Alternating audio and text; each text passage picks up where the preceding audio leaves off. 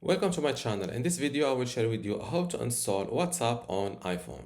So step one, open the App Store app, which is this blue icon, and then type on this search icon from the corner, and then type the search field and type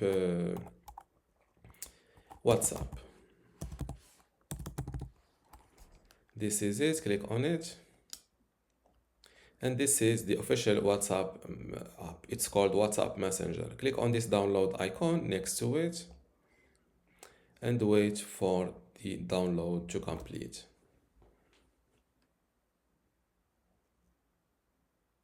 Once the download is completed, click on open. And this is the WhatsApp on your iPhone. And this is how to install WhatsApp on iPhone. Of course, a new WhatsApp icon will be added to your home page like here. And this is how to install WhatsApp on iPhone. If you still have a question, leave it in the comments below and don't forget to give this video a like. Thank you.